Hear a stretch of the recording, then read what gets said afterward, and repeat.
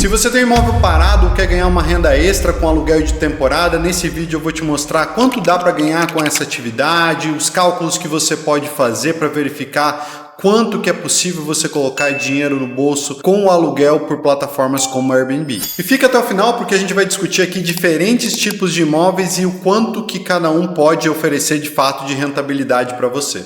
Eu não sei se é o seu caso, mas muita gente tem um imóvel parado que só está dando despesa. Às vezes as pessoas investem ali muitos anos para construir um patrimônio, pensando no sonho de ter uma renda de aluguel, mas quando chega nesse momento tem essa dificuldade de colocar o imóvel para locação, ou coloca o imóvel para locação e não aparece o inquilino.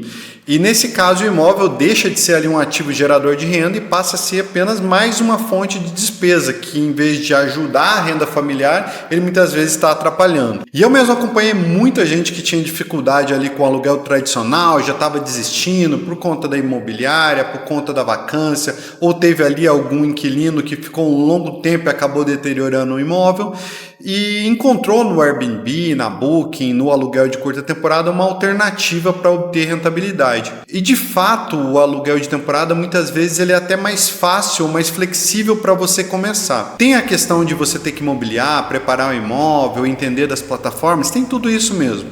Agora, ele se torna uma alternativa mais flexível porque você não precisa necessariamente se comprometer com um aluguel de muita longa duração, né? Um contrato de 30 meses, um contrato de pelo menos um ano de duração, que é muito típico aí nos contratos tradicionais. Então, no aluguel de curta temporada, você pode combinar, você pode usar o imóvel durante uma parte do ano, na outra parte você pode alugar, você pode alugar o imóvel enquanto você não vende ele, você pode alugar por temporada até conseguir um aluguel de longa duração, você pode trabalhar uma média duração, alugar por 3 meses, depois alugar por curta duração, então ele acaba sendo uma solução mais flexível. Mas afinal, quanto que dá para ganhar com o aluguel de um imóvel nessa modalidade? É claro que a gente não vai ter uma resposta única para essa conta, vai depender sobretudo do imóvel que você tem na mão. Um imóvel de praia, um imóvel na zona rural, um imóvel na zona urbana, eles vão ter configurações e demanda completamente diferentes. Mas como que se calcula o potencial de rentabilidade? Usualmente se faz isso através de duas variáveis. Uma é o quanto as pessoas topam pagar por uma diária para se hospedar por um dia naquele imóvel e qual é a taxa de ocupação que esse imóvel pode conseguir na média aí ao longo do ano. Vamos pensar aí num imóvel, num estúdio simples, num estúdio que consiga alugar aí na faixa dos... Pensar em R$200, tá? Para simplificar a nossa conta. Então vamos considerar um imóvel que tem uma taxa de ocupação de 70% ao longo de um mês. Não precisa nem pegar a calculadora. 70% vezes 30 dias, a gente está falando de 21 dias de ocupação. Se esses 21 dias de ocupação a gente consegue R$200 na diária, a gente está falando de R$4.200. Aí beleza, você pode falar, Márcio, mas R$4.200 eu vou ter despesa com taxa de limpeza, vou ter um monte de outras coisas. Beleza, a taxa de limpeza e taxa de lavanderia é uma coisa que os anfitriões normalmente acrescentam na própria reserva, ou seja, eles repassam esse custo para o hóspede. Então, configuração bem típica de um aluguel de estúdio, durante muitos anos eu operei imóveis na zona urbana, flats, imóveis pequenos, e que eles tinham uma média ali de 7 a 8 reservas por mês. Se eu estou falando de 7 a 8 reservas, vamos considerar 7, tá? 7 reservas no mês. Nessas 7 reservas eu cobraria também uma taxa de limpeza, tá? Então uma taxa de limpeza aí da ordem de R$120, R$130, pode ser mais, pode ser menos, depende do lugar, depende do quanto que você consegue contratar e pagar para alguém para prestar esse serviço e do quanto a lavanderia vai te custar. Então vamos fazer uma conta aqui de R$140, tá? 140 vezes 7, a gente está falando aí de mais R$980, tá? Então, a gente estava falando antes de R$200, 21 dias por mês, 4.200. Então, mais 4.200, 980 mais 4.200, estamos falando de um faturamento aí de R$5.180 no mês, só que essa taxa de limpeza e lavanderia, muitas vezes, ela vai apenas cobrir custos, né? Para alguns anfitriões que preferem fazer isso na própria casa, digamos que você tem aí a sua lavanderia, você mesmo que vai cuidar, vai passar roupa, você mesmo vai até limpar o imóvel, beleza, isso pode entrar como mais uma receita, ou seja, você pode faturar aí os 5.180 nesse cenário e você não vai ter o custo ali da lavanderia ou da limpeza. Agora, para muitos anfitriões que trabalham mais como investimento, tem um outro trabalho, uma outra fonte de renda, eles vão querer terceirizar essa atividade. Então aí tem muitas configurações. Você pode contratar alguém que vai cuidar de tudo isso para você. Você pode contratar uma pessoa que vai cuidar só da limpeza e ela vai levar para algum lugar esse material para ser lavado para uma lavanderia, ou então para alguma outra pessoa que vai cuidar disso, ou muitas vezes a própria pessoa que limpa pode cuidar ali da lavanderia ou de preparar esse enxoval sob uma taxa. Aí tem muita gente perguntando, Márcio, mas precisa mesmo de enxoval? No aluguel de temporada moderno, isso é quase que um requisito básico. Então a gente está falando aqui de um faturamento de 580 e que você pode ali ter despesa ou não com lavanderia e enxoval dependendo da sua opção. Tá? Agora, muita gente às vezes contrata uma lavanderia ali de franquia, essas lavanderias, né, que proliferaram ao longo do Brasil, e às vezes vai pagar um preço muito caro pela lavanderia. Isso vai retirar a sua eficiência, vai diminuir a sua margem. Ao passo que outras pessoas vão ter soluções mais otimizadas, vão conseguir uma lavanderia que consiga ter um contrato ali mais longo e com isso consiga negociar o preço, enfim, tudo isso já vai entrar naquele aspecto de negócio do seu aluguel de temporada. Quanto mais otimizado você for com relação aos seus custos, mais tende a você ter margem para poder praticar preços mais competitivos ou até mesmo aumentar o lucro que você coloca no bolso. Agora, a sua taxa de ocupação e o valor da sua diária, eles vão depender de uma série de fatores, desde o imóvel em si, da localização que ele está, do público-alvo que você atende, número de quartos, o tamanho do imóvel, vão depender também da sazonalidade, se você está no mercado de praia, que tem ali um verão muito forte, um inverno mais fraco, ou então se você está no mercado urbano e tem uma locação que é mais estável ao longo do ano, e essas variáveis a gente consegue determinar fazendo estudos do mercado, tanto analisando plataformas como Airbnb, Booking, quanto obtendo relatórios de softwares especializados, fazendo análise de dados, e com isso a gente consegue ser mais preciso na determinação dessa estimativa. Agora, o quanto menos dados tiver na sua região, Márcio, eu estou com um sítio aqui no interior do Piauí, no interior do Rio Grande do Sul, pode ser muito mais difícil você obter uma estimativa concreta. Agora, se você está falando de um estúdio, de um flat numa região urbana, é muito mais fácil porque já tem muita gente alugando, você tem hotéis para ter uma referência do quanto as pessoas poderiam pagar no valor da diária, e com isso você consegue estimar com um pouco mais de confiança o quanto que você conseguiria faturar com essa propriedade ali dentro do Airbnb, dentro da Booking. Agora, você também não está limitado a isso. Na medida que você coloca e consegue construir uma experiência em torno desse imóvel, você tende a conseguir agregar valor percebido, né, do hóspede em relação àquela estadia. E com isso você consegue cobrar mais caro. Basta dizer que um prato de arroz com feijão ele não tem o mesmo custo aqui na quentinha na frente da loja quanto ele tem o mesmo custo num shopping ou num restaurante de alto padrão. Vai ter preço completamente diferente, porque o produto não é somente ali o insumo, a comida em si, mas também o ambiente que você está, a marca do que você está contratando e assim por diante. Não vou entrar nesse mérito, não é o objetivo do vídeo, mas só para que você entenda que às vezes dois imóveis idênticos, imóveis no mesmo prédio, eles podem cobrar tarifas completamente diferentes, porque um tem uma experiência legal, tem um enxoval mais legal, ele tem uma estética mais atrativa, o anfitrião conseguiu fazer um marketing melhor, ele tem mais depoimentos interessantes lá dentro da plataforma, e tudo isso agrega valor para o produto dele, a ponto dele poder ser mais disputado pelos hóspedes e com isso conseguir cobrar mais caro. É por isso que eu falo que não tem uma única regra para você determinar o quanto você vai faturar com esse imóvel, porque em última instância isso vai depender muito da sua performance como anfitrião. Isso é o mais divertido e o mais interessante nesse imóvel e que tende a premiar aqueles que estão se profissionalizando, estão se desenvolvendo, estão estudando. Aí você pode me perguntar, mas Márcio, não tem só taxa de limpeza e lavanderia como custo, tem outras coisas, tem a taxa da plataforma, pode ter manutenção, é verdade. Então, a taxa da plataforma vai depender também do modo como você está contratando, trabalhando com ela. Existe ainda no Airbnb a opção de você ter uma taxa dividida, naquela que o hóspede paga um percentual da taxa e você paga o outro percentual. Normalmente é na faixa aí de 13 a 14% o Airbnb cobraria do hóspede e você pagaria 3% se estiver na taxa dividida. Se estiver na taxa única, você paga 15 a 16%, aí depende da sua praça, do seu local aí, mas geralmente está nessa faixa e você paga somente essa taxa e o hóspede não paga. E quando você resolve optar pela opção em que você cobre toda a taxa, você tem que de certa forma repassar isso para a sua tarifa, para a sua diária, para que você não tenha todo esse custo ali arcando com ele sozinho. Além disso, você vai ter manutenção ao longo do ano, você vai precisar manter o imóvel funcionando. Então, se é um apartamento, tem menos manutenção. Se é uma casa, tem mais manutenção, tem jardim, tem piscina, tem tudo isso você tem que levar em consideração. Em relação a custos de energia, depende também da sua região e daquilo de equipamento que você tem ali no local. Muitos anfitriões, principalmente de casas, de imóveis de veraneio, principalmente casas no litoral, se preocupam muito com essa questão da energia. Hoje em dia já tem soluções para você otimizar, para quando a pessoa sair do imóvel ter um desligamento automático. Então tem muito mais opção para que você não tenha gastos enormes com energia.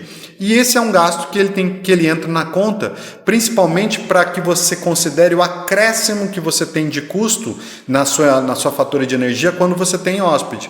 Ou seja, normalmente você já vai ter uma fatura básica de energia ali e quando tem hóspede isso aumenta um pouco e precisa ser considerado aí nos seus custos mensais. Quando algo quebra, você tem algumas opções. Se você estiver alugando pelo Airbnb, por exemplo, ele tem o Air Cover, que é um seguro, uma forma de proteção e que pode te ajudar ali a cobrir um dano caso o hóspede não opte por não pagar. Se esse hóspede já pagar e se responsabilizou, beleza. Mas se ele não pagar, você pode acionar essa cobertura ali no Airbnb. E também já tem no mercado seguros específicos que cobrem aluguel de temporada. Você já tem até produtos especializados em aluguel de temporada para que esse tipo de pequeno dano não represente um custo adicional ali no seu imóvel. Agora, o valor que você paga de condomínio, os custos que você já tem fixos com esse imóvel, muitas vezes eles nem entram tanto na conta na hora de você decidir se vai ou não operar aluguel de temporada, porque são custos que você já tem. Beleza. Agora, claro, quando você está querendo analisar a rentabilidade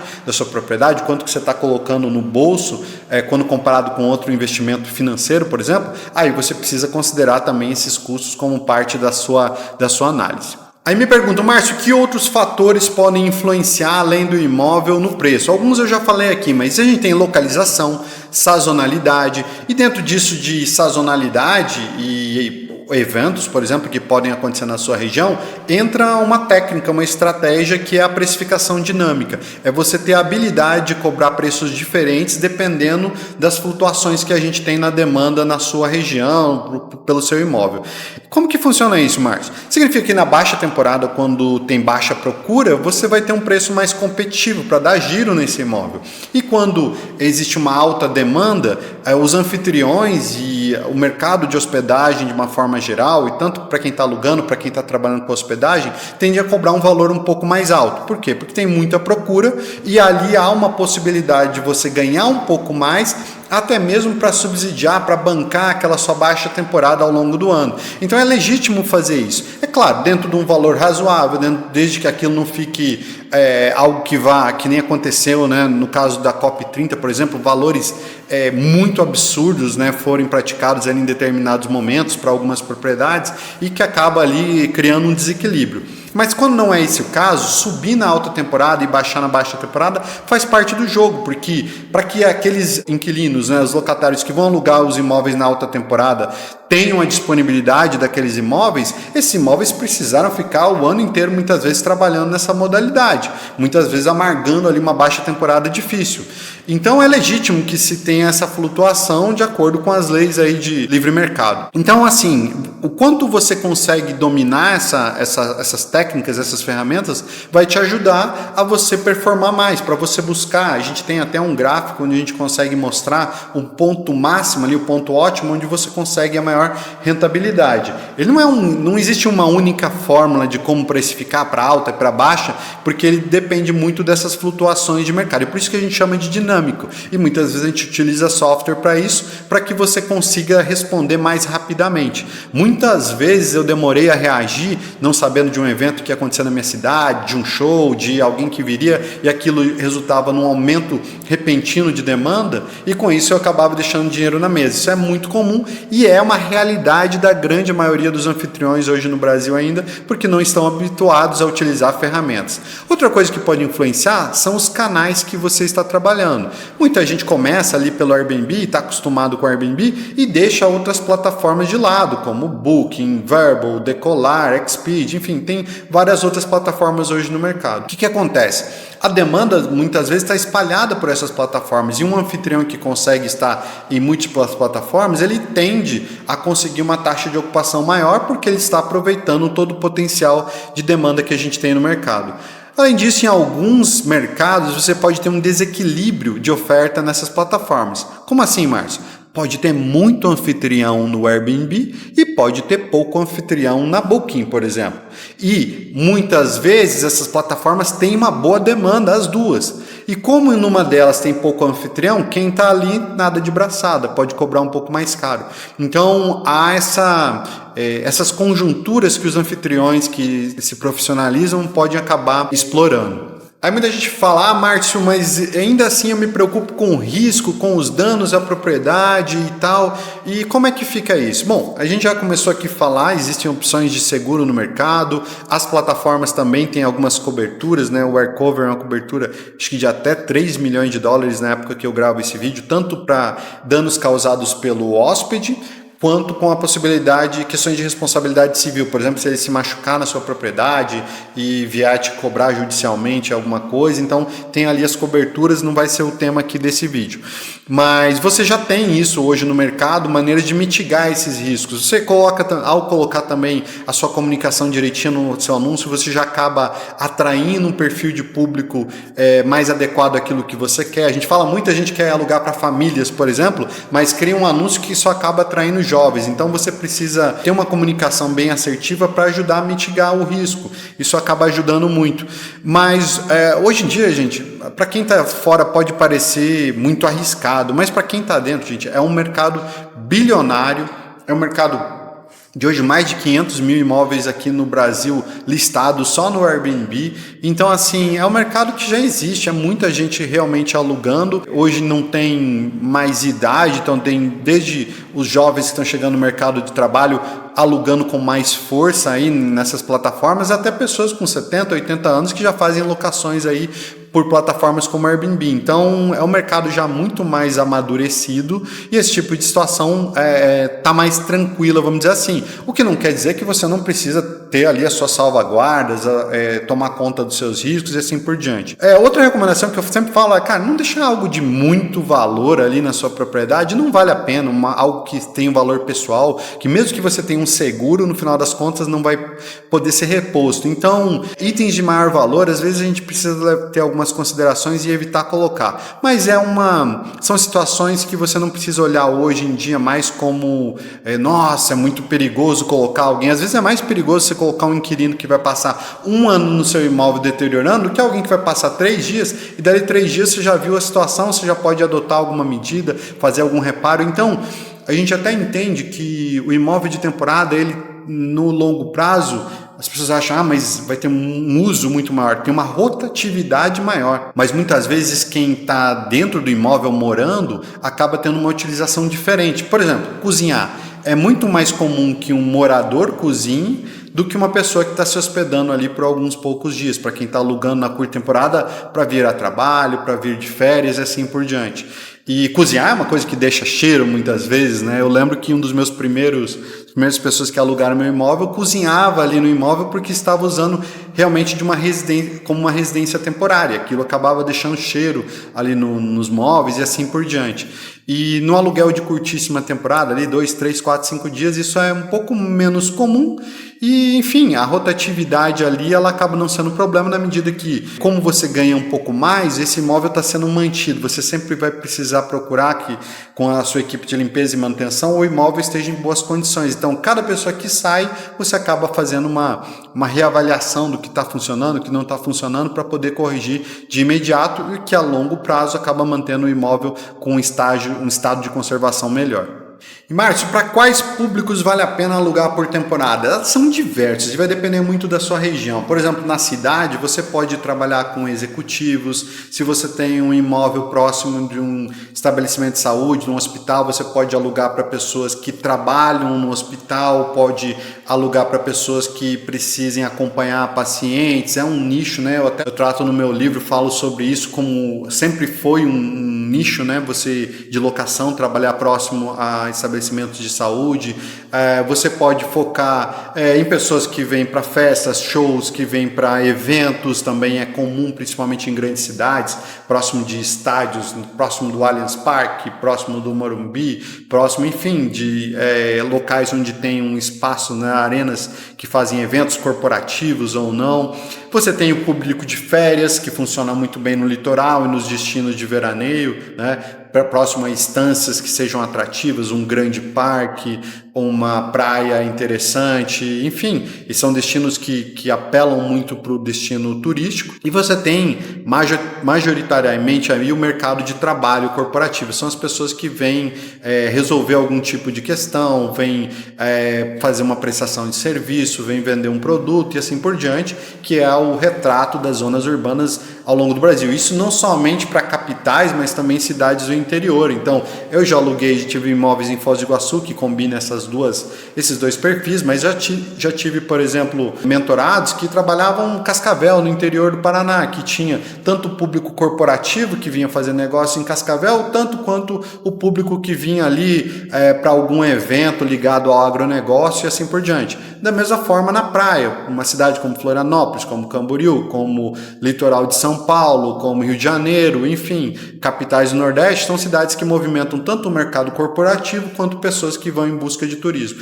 Então, quando a gente fala em nível Brasil, é um mercado muito diverso e que tem muitas oportunidades de acordo com o perfil do público que você pode atender aí na sua região. E como começar? Bom, como começar você precisa primeiro ter um imóvel mobiliado que seja capaz de receber alguém por um curto espaço de tempo. Então, existem alguns itens básicos que você vai precisar. Você vai precisar ter uma boa cama, você vai precisar ter ali um lugar seguro para a pessoa ficar durante a noite, você vai precisar ter um enxoval, para quem quer alugar com enxoval, que minha recomendação.